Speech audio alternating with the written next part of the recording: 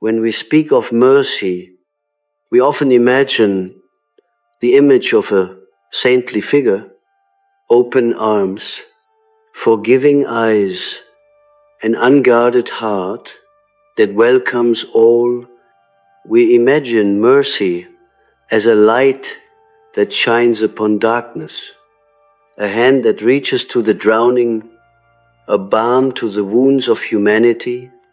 And yet, I tell you, this mercy, when lived without boundaries, transforms not into healing, but into an unconscious invitation for predation.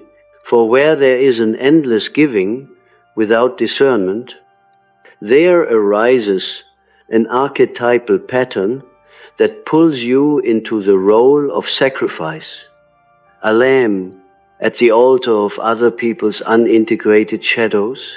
It is a truth that unsettles many.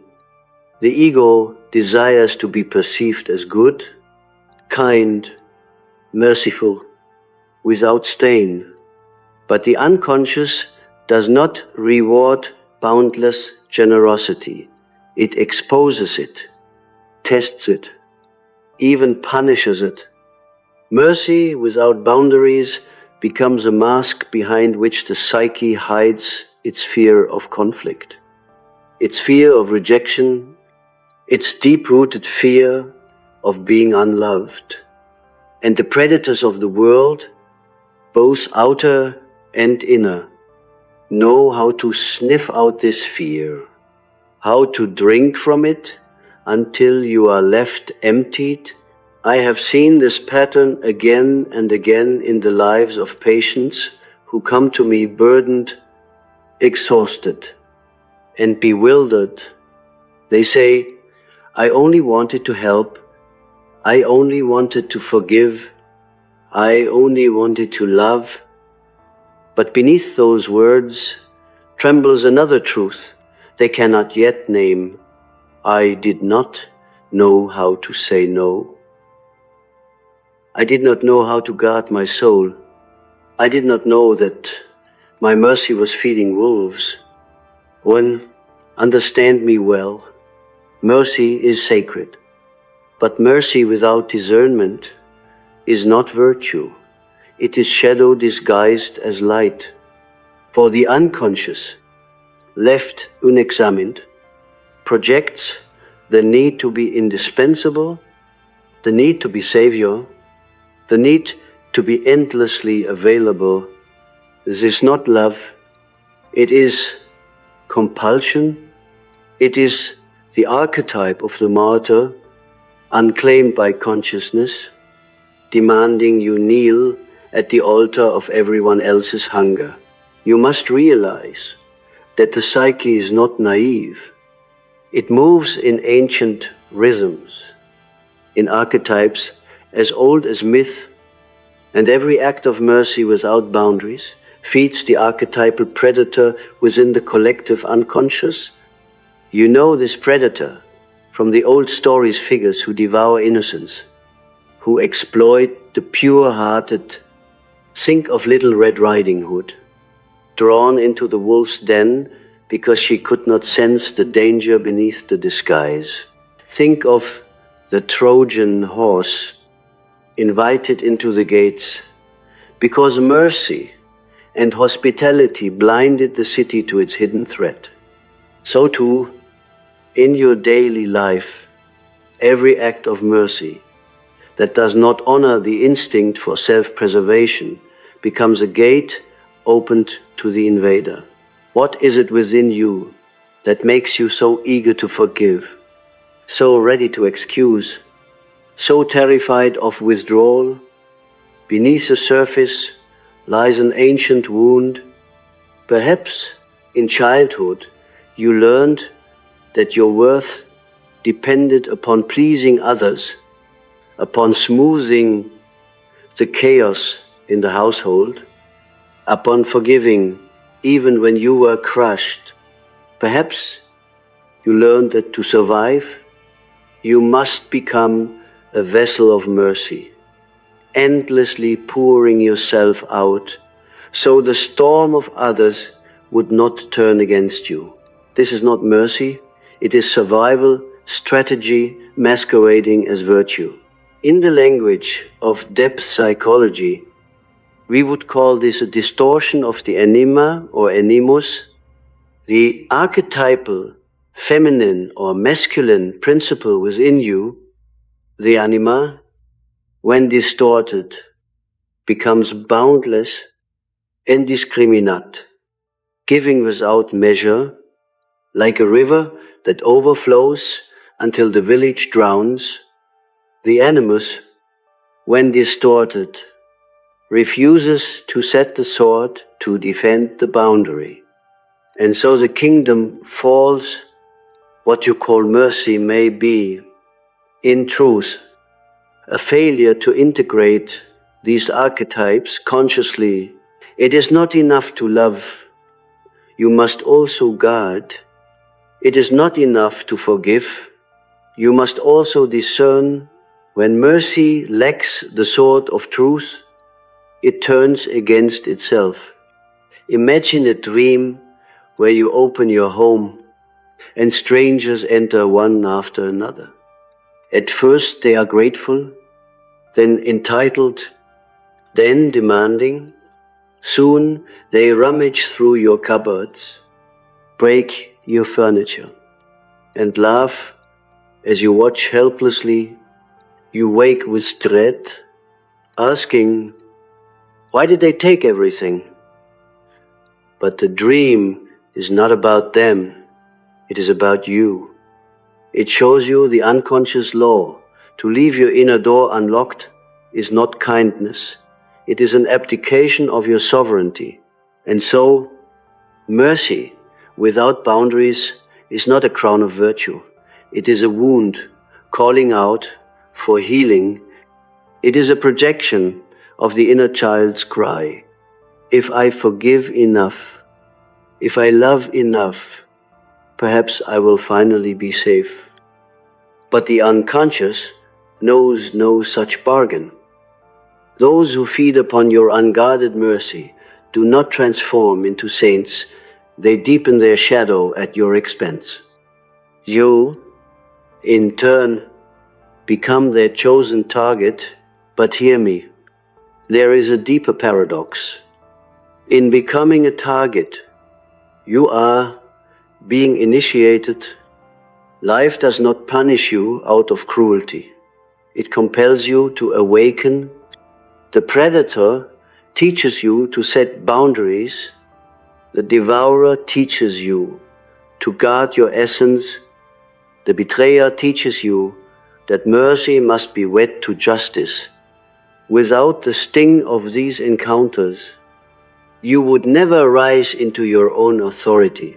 Mercy must have form. Like water in a vessel, it must be contained to nourish. Without the vessel, the water dissipates into the ground, wasted.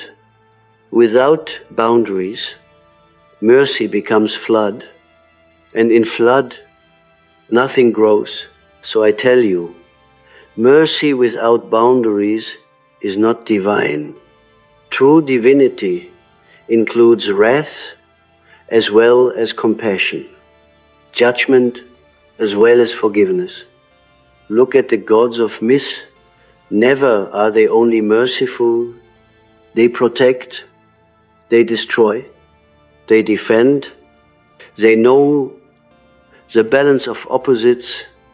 To imitate the divine is not to be endlessly forgiving, it is to embody wholeness, and wholeness demands that you embrace the shadow, the part of you that says no, enough, not here, not now. To deny that voice is to live only half of your nature, and in that denial, the unconscious will send you predators until you learn. Consider the dream of a woman who came to me, exhausted from years of giving. She dreamt she was in a garden feeding birds. At first, the birds were beautiful, their wings bright, their songs sweet, but soon they became crows, tearing at her hands, pecking at her arms, until she bled. She continued to feed them, weeping, unable to stop. When she woke, she said, "It was only a dream." But I told her, "No, it is your life. You are feeding crows with your own blood, and you call it mercy?" Her soul was speaking through symbol without boundaries. Her mercy had become her wound. In this, we see the great psychological law. What is unconscious will appear as fate. If you do not integrate the shadow of your boundless mercy, you will attract those who exploit it. If you do not claim your own authority, you will be forced to face those who strip it from you.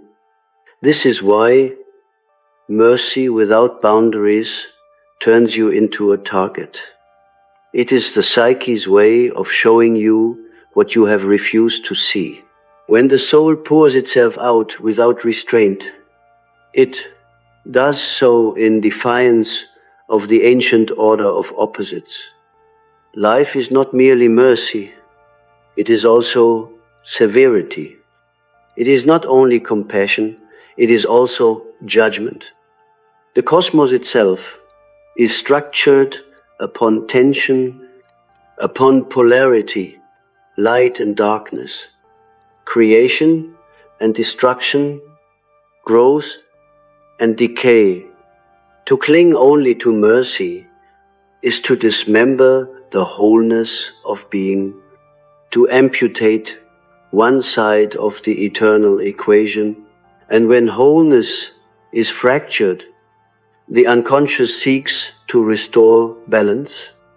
It does so by sending you the very figures who will teach you through suffering what you refuse to integrate through consciousness. You may notice then that those who refuse to set boundaries are visited by endless tests. They are surrounded by exploiters, abusers, manipulators, betrayers. They ask, "Why does this always happen to me? Why am I chosen as a target?" The answer is not found in cruelty of fate, but in the compensatory nature of the psyche. You chose mercy without severity, therefore severity comes to meet you in human form. You denied your shadow, the parts that knows how to protect and defend. Therefore, the shadow arrives externally, clothed in the figure of the predator. Do you see now the archetypal law? The more you identify with one pole, I am merciful, forgiving, endlessly compassionate, the more you invite its opposite to manifest in the world around you. Life insists upon balance. The unconscious insists upon wholeness.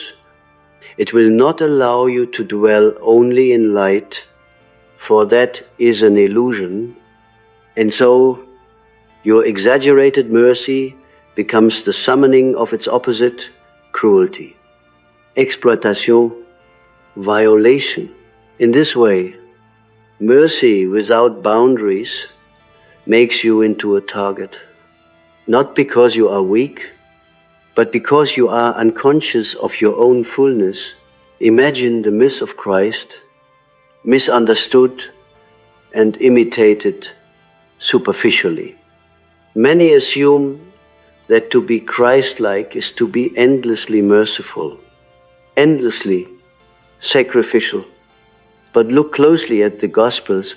Christ overturned the tables of the moneylenders, spoke with fire to hypocrites, rebuked those who misused the sacred.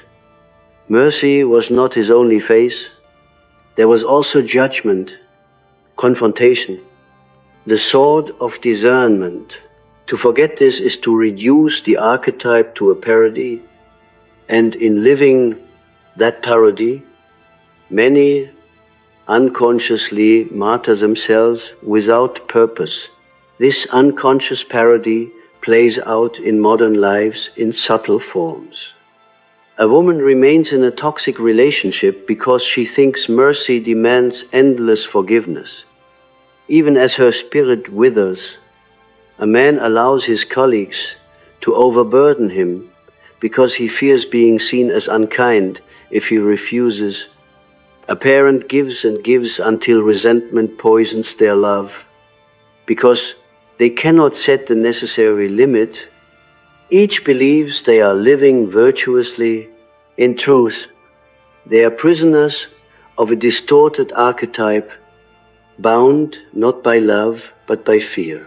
Consider again the dream world, where symbols reveal what the conscious mind resists.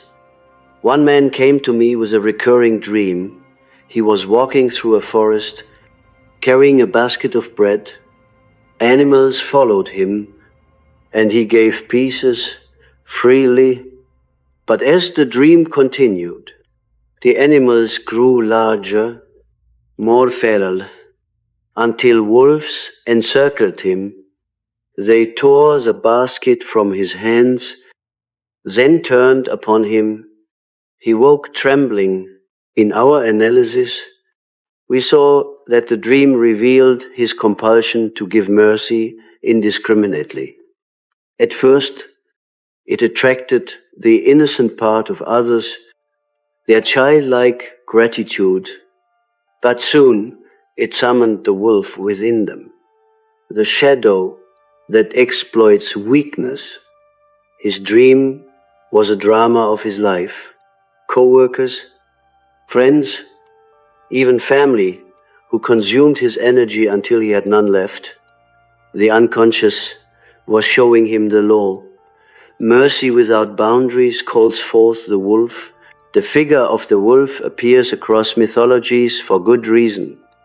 It is the predator, the devourer, the reminder of instinct. In you, too, there is a wolf not only in the outer world, but within your psyche. If you deny it, if you suppress it in the name of being good or merciful, then it will appear outside you. Only by integrating your inner wolf, by recognizing your capacity for defense, for fierceness, for saying no, can you cease to be hunted by wolves in the world. This integration is not a rejection of mercy, it is its maturation. True mercy is not a naive pouring out of self to anyone who asks. It is a conscious act, offered where it can bring transformation, withheld where it would enable destruction. To discern this requires courage, for it means disappointing others, facing conflict, bearing the accusations of those who preferred you, pliant and sacrificial. It means listening to the deeper law within the psyche, not to the ego's desire to appear endlessly good. The unconscious does not care for appearances. It cares for wholeness. And so, your path to wholeness demands that you bring together mercy and severity, light and shadow, compassion and discernment. Only then do you cease to be a target. For the predator senses unconsciousness, not goodness. The predator feeds upon blindness. When you awaken, when you recognize the balance of opposites within yourself, then even the wolves look at you differently. They sense not prey, but one who carries both bread and sword. The modern world, however, has taught you to fear the sword. It whispers, do not be harsh, do not refuse, do not protect yourself. always forgive, always accept, always give. And so many live as half-souls, crippled by one-sidedness, haunted by exploitation. This false morality is not born of the self, but of collective expectation. It is the collective shadow that demands you give yourself up for its comfort. But the individuation process, the path toward the self, calls you to rebel against this false morality. It calls you to reclaim your boundaries, to integrate your capacity for severity so that your mercy may become authentic. The alchemists knew this truth. They spoke of the union of opposites, the conjunctio. They knew that gold is not created by clinging to purity alone, but by plunging into darkness, by holding fire and water together, by allowing the opposites to transform one another. So too in your life, mercy without severity is not gold, it is dross, fragile and easily consumed. Only when you hold mercy together with boundaries does your soul transmute into something indestructible. This is why I tell you, every time you are exploited, every time your mercy is turned against you, you are being shown your incompleteness. The pain is not meaningless. It is a summons. It is the self calling you to wholeness. The outer predator is but a messenger of the inner predator you have refused to face. When you turn toward it, when you claim your own fierceness, you discover that you are not merely merciful, you are whole. And wholeness does not become a target. Wholeness radiates authority. Wholeness attracts respect. The wolves retreat before the one who carries both open heart and watchful eye to understand why mercy without boundaries invites suffering. We must return to the primordial structures of the psyche, those eternal forms I have called archetypes. Archetypes are not mere metaphors. They are the deep programs of the soul, shaping the ways you live, dream, and suffer. One of these archetypes is the victim, another is the savior. When they are not made conscious, they entwine, and what emerges is the person who shows mercy compulsively, imagining themselves savior, but unconsciously casting themselves as victim. This duality is unavoidable. One pole cannot exist without the other. When you play savior without limits, the shadow summons those who will play the role of exploiter. Imagine the myth of Prometheus. He brought fire to humankind, an act of mercy, of generosity. But what was his fate? Bound to the rock, devoured by the eagle, his mercy transformed into eternal suffering. The myth whispers a warning. Even divine gifts, when given without foresight or boundaries, provoke forces that bind and consume. Prometheus had mercy, but no guard against retribution. So too with you, your fire of mercy, if scattered without discernment, attracts those who would devour it endlessly. And yet, do not think I counsel cynicism or hardness of heart. No, I speak of integration. Mercy is not to be discarded. It is to be crowned with wisdom. The heart must remain open, but the hand must also be steady to love truly. One must also know how to refuse. Without refusal, love becomes compulsion.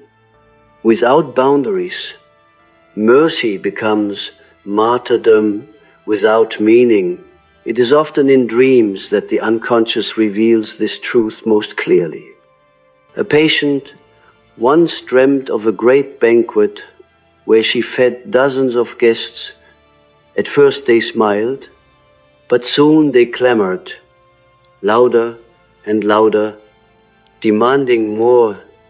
She gave everything until her own plate was empty. Still they shouted, their mouths wide, their faces monstrous. She woke drenched in fear. In her waking life, she was known as the kindest, most merciful of friends. But she was also exhausted, drained, secretly resentful.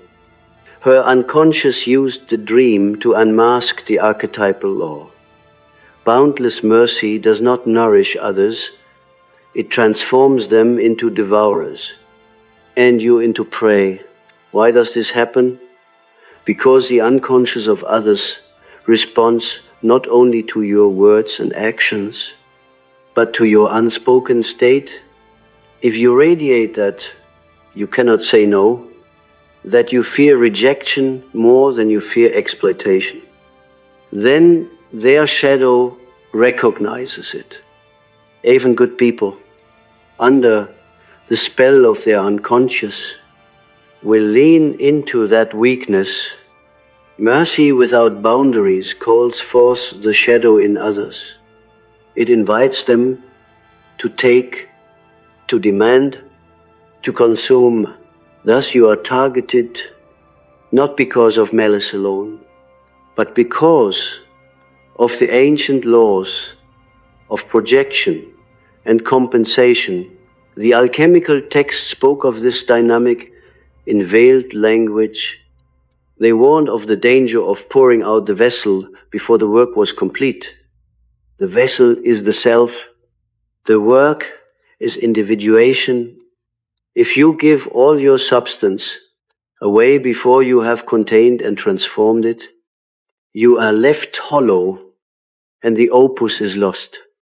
Boundless mercy is like spilling the alchemical vessel. It wastes the prima materia, the sacred substance of transformation. Then the opus must begin again, often with greater suffering, until the lesson is learned.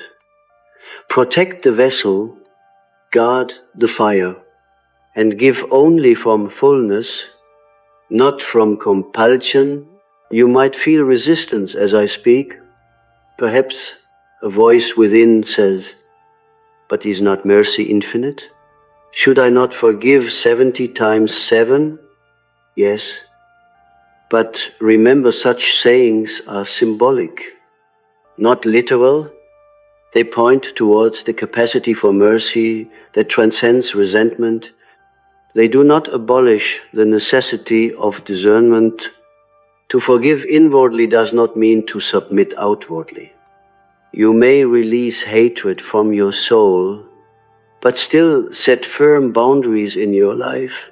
You may pray for your enemy, but still bar them from your door. To confuse forgiveness with endless tolerance is to misunderstand the psyche's demand for wholeness. This confusion is often rooted in childhood. Many learned early that to be loved, they must never resist. They were told, implicitly or explicitly, be merciful, be forgiving, do not fight back. And so they built a persona, the mask of the endlessly kind, the endlessly available, but beneath the mask, the shadow sees, resentment grows, rage simmers, the unconscious demands expression, and when it is not allowed through conscious boundaries, it erupts through outer fate, abusers, exploiters, predators. Life externalizes what you repress internally. So long as you identify only with the merciful mask, you will attract the devouring figures who carry your disowned aggression. They carry your sword because you refuse to hold it. They enact the "no, you cannot speak," and you suffer, asking why they come to you again and again. The answer is harsh but liberating. They come because you invited them unconsciously by refusing to be whole. This is the turning point of individuation. You must descend into yourself and meet the part that terrifies you, the one who can say no, who can protect, who can even destroy if necessary. This part is not evil. It is your shadow, your instinct, your natural aggression. Without it, you are incomplete. Without it, your mercy is false. To reclaim it is not to become cruel, but to become whole. Then, when you give mercy, it is no longer compulsion, but choice. No longer wound, but strength. In mythic terms, this is the union of Christ and Kali, of Buddha and the wrathful deities of Tibet, of the gentle mother and the fierce lioness. The sacred is never one-sided. The sacred always contains both creation and destruction, mercy and wrath, forgiveness and judgment.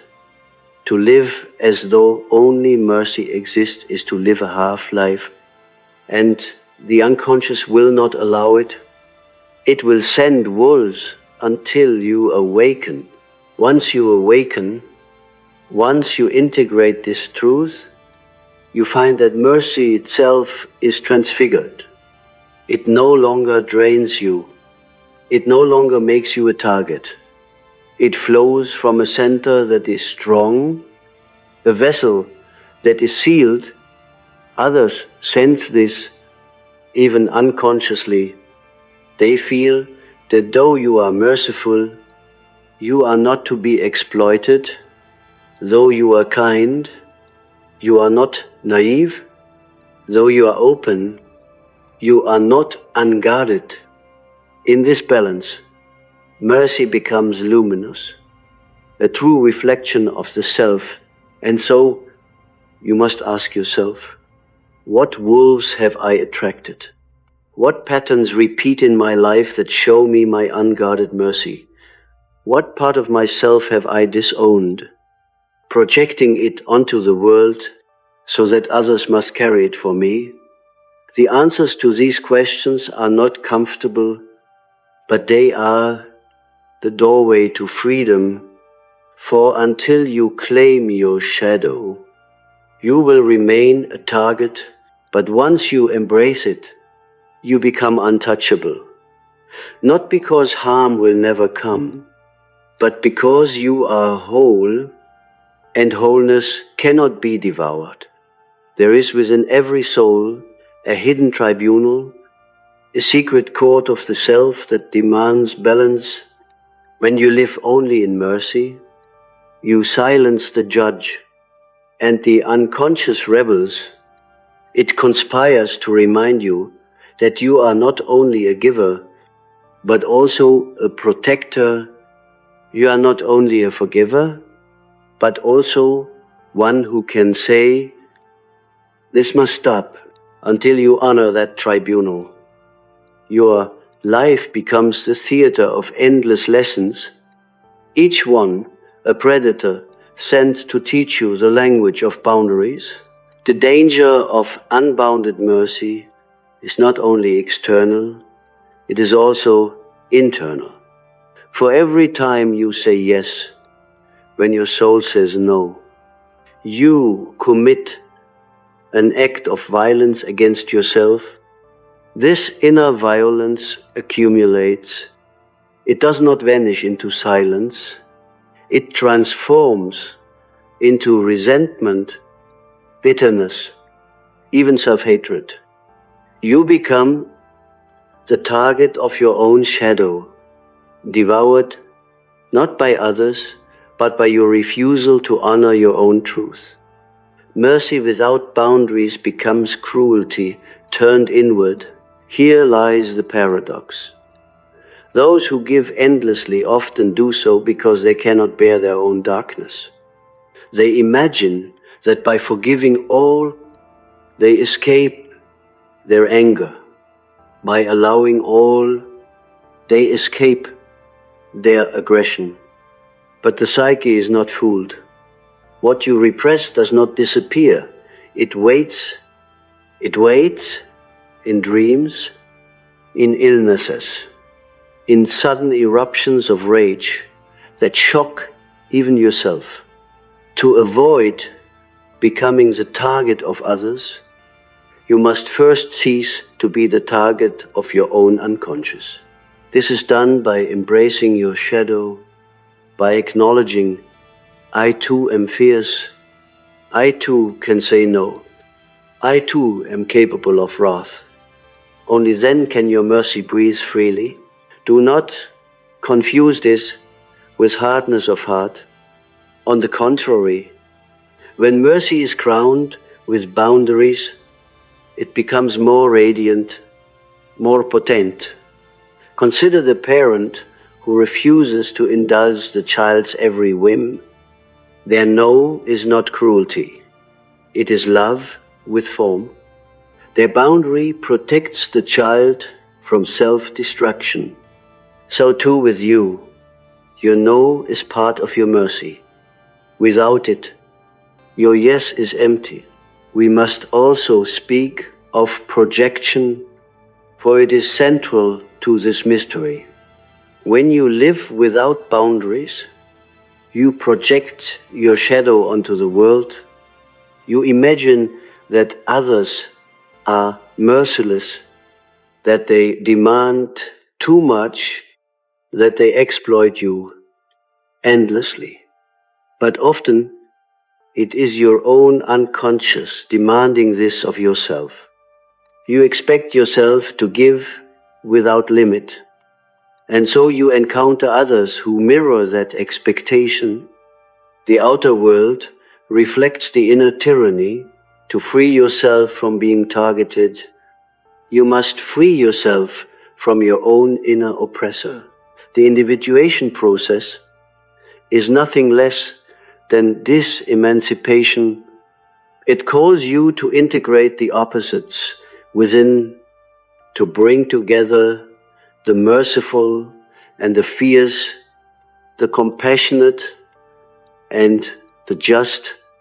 Only then do you cease to be split, and the outer world ceases to torment you with its mirrors. You realize that the true predator was not merely out there, but within the predator of your own denial. Dreams often reveal this predator in grotesque forms. Many dream of snakes, spiders, dark figures, monstrous faces.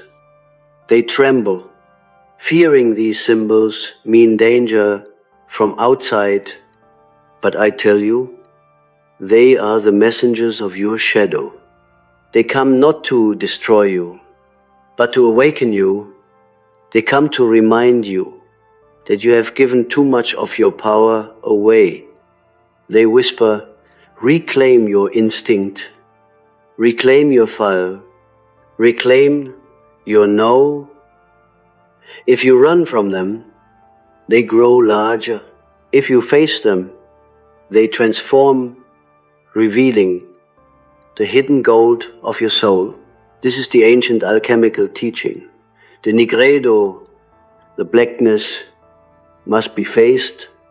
Only by confronting the devouring darkness do you find the seed of light within it. Mercy, without boundaries, tries to skip this step. It wants to go directly to the light, to remain in perpetual dawn, but nature does not allow such bypassing. The night must be lived. The darkness must be integrated. Only then does dawn return, not as illusion, but as truth. And what of love? Is not love the greatest mercy? Yes. But even love demands form. Without form, it dissolves into sentimentality, into sacrifice that corrodes the soul. True love includes boundaries. True love says, I will give to you, but not at the cost of my own destruction. True love honors both self and other, refusing to annihilate one for the sake of the other. Anything less is not love but dependency, not mercy but compulsion. In this way, mercy without boundaries is revealed as a false archetype, a distortion of the true. It is the persona of the saint masking the wound of the child. It is the surface light hiding the repressed shadow. To awaken is to see through this mask, to embrace the paradox that true mercy requires both softness and strength. Look into history and myth, and you will see this truth everywhere. The compassionate bodhisattva is also the fierce protector. The Virgin Mary is also the Queen of Heaven, crowned with authority. The gods of Egypt carried both healing ankh and punishing scepter. The wholeness of the divine is never one-sided. If you live as though only mercy exists, you fall into idolatry, not of God, but of your own illusion. So let me speak directly to you, as if in the chamber of your soul. If you feel yourself always targeted, always drained, always betrayed, then hear this. You are not cursed. You are being called. The wolves are not your punishment. They are your teachers. They arrive to show you the doors you have left unguarded, the parts of yourself you have abandoned. They will circle you until you turn inward and claim your authority. They will test you until you learn to draw the line that your soul has been begging for.